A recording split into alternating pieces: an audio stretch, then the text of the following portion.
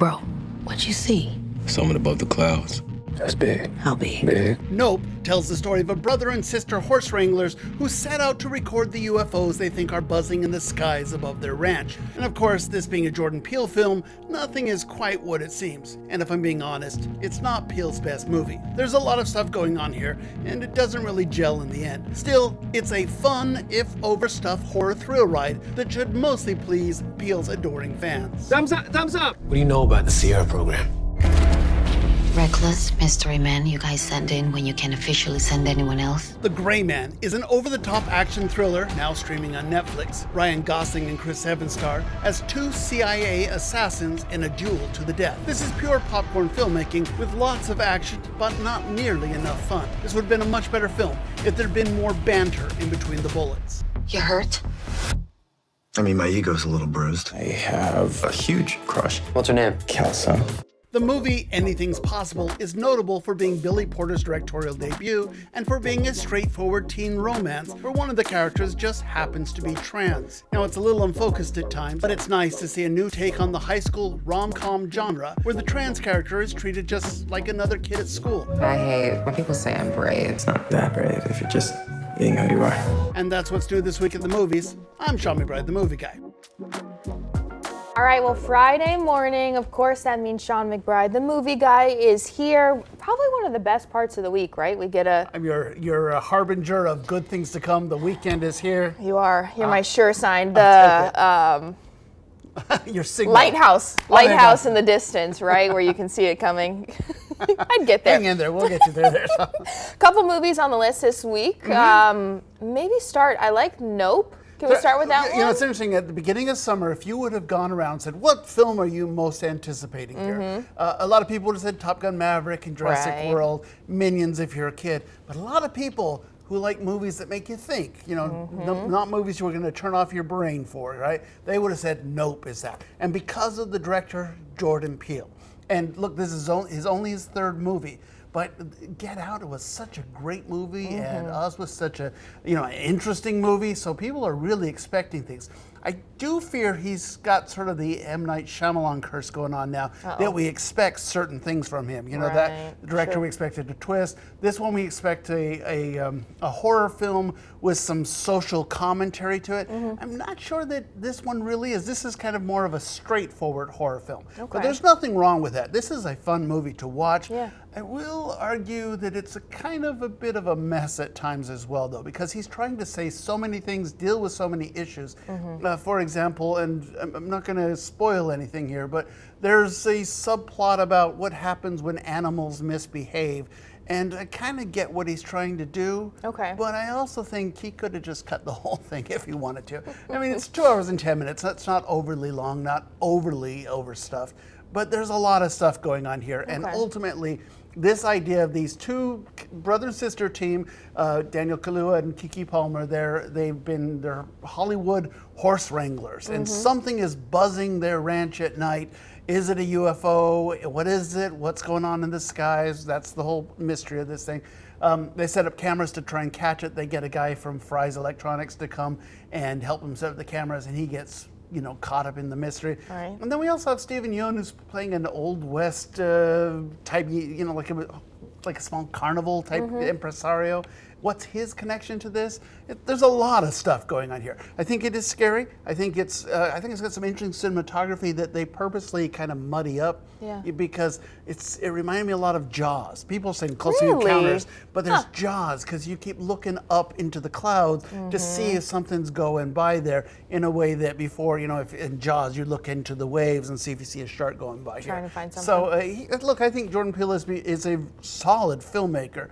I just think his ideas this time got a little out of control. So I still liked it. I gave it 3 out of 4 stars. 3 out of 4? But it's not quite as good as a lot of people had hoped. Didn't live up to the hype that some people might expect. Yeah, exactly. So. In theaters, correct? Only in theaters, right. Okay, so that's the one that you want to go to the theaters to watch.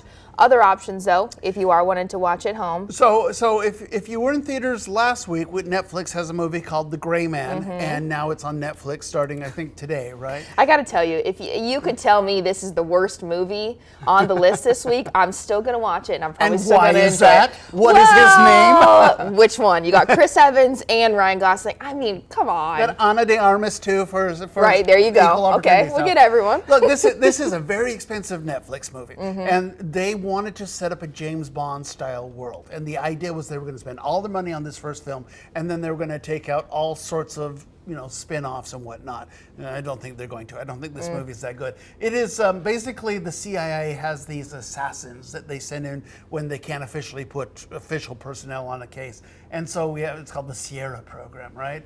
And the Ryan part, he gets something that the CIA wants, and are there bad guys at the CIA? So they send an assassin after the assassin. It's kind of a spy versus spy thing. A lot of action, a lot of bullets flying, and a lot of stylized action. So, for example, there's this scene on a plane where they grab these smoke canisters to fight with. Why? Because it looks cool when you throw a punch if the smoke is trailing behind your hand. It makes no sense whatsoever. You Right. break every bone in your fist, but it looks good, and Right. that's all that matters here. So, look, I don't think it's a great movie. I think this one's the worst film of the week. So, but that being said, you don't care. You're there for the beefcake, aren't you? Did I jinx it? Did I say? Because I just said it. Even if you I say mean- this is the worst on the list, and sure enough. Yeah, it's the worst of the list. Well, I mean, it does seem like there is a lot going on, so that's.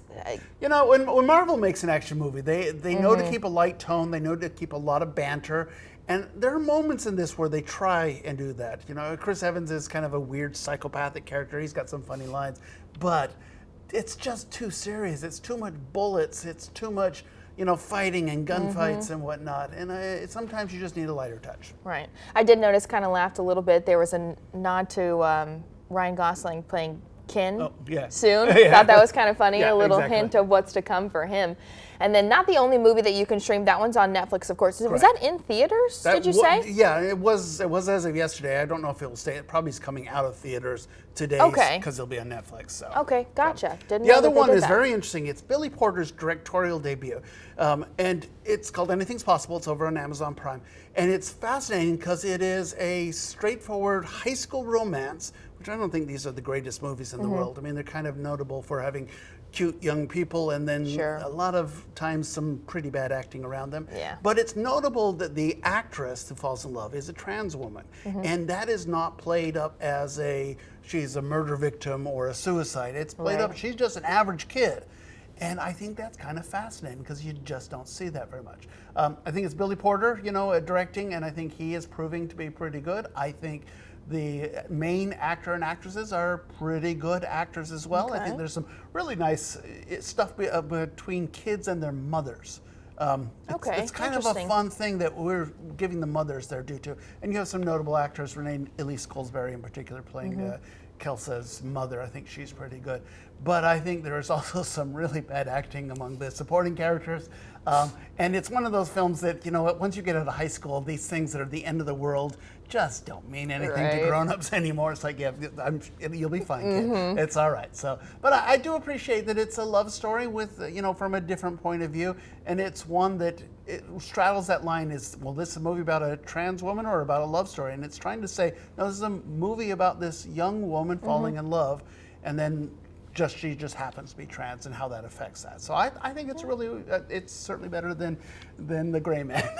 If you say so. No, I'm kidding. How many stars did you give this one? I didn't actually write up my review on this one, but I'd probably give this 2.5, 3 stars out of 4. Okay, put you on the spot there for Yeah, that one. exactly. But that's Amazon Prime, correct? That's Amazon Prime. So. Okay, well, good to see you. Like you mentioned, sometimes you watch those movies and the acting is a little Yeah, bit they're shaky. not always great. So. But Hey, those two before we go characters. though, remember this You are weekend, excited about this one, I know, of course. I Exactly. gave you time. I wanted to make sure I gave you time to mention The this one. Cabinet of Dr. Caligari, which when I went to film school is one of the first courses we took. We spent all this time going over this movie, writing papers on German Expressionism.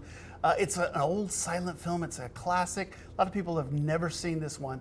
But the real reason you're going to see it this time is because we have 4 local composers who have written music for this. Remember the old-timey movies where you'd have a piano player down Right. front playing? Well, this time they've done that. And actually the title cards are in English as well before they were in German. So look, I think this is just kind of a fun piece of film history, but I think it's really cool that we've got local musician composers writing the music, trying to do something creative. I think it'd be really nice to get out and support those guys. So And kind of adds a different element to just going to the movie theater and watching exactly. something. You kind of get that live. Plus, it's action at music. the Jefferson Theater, and no offense to our friends at the Tinseltown or the Hollywooders. Sure. But it's kind of nice to go to an old movie house. I mean, Yeah. the Jefferson was a theater and a movie house at one time, and it's kind of nice to go to this beautiful theater that we don't get to see a lot. Very unique experience. No, do we know how much tickets are? Anything like that? I want to say they're like $10. They're not too bad. So. Okay, not too bad. And I know it is not rated. Oh, can you just say $5? I think that's what it says down there. All right. Okay, $5, so $5. There you go. Even cheaper. Not rated. Even better. Kids okay to come? I mean, it's German expressionism. It's kind of scary. It is Okay. maybe Maybe no. Yeah, but I don't think. I mean, compared to what we see today in a PG-13 movie, it's nothing. So That's true. Yeah. All right. Well, thanks so much, Sean, for coming today. Sounds like the winner this week. Nope. Nope, probably. Say yep to nope. That's Say what yep to every nope. critic's going to say. Say yep to nope. Oh, yeah. There you go.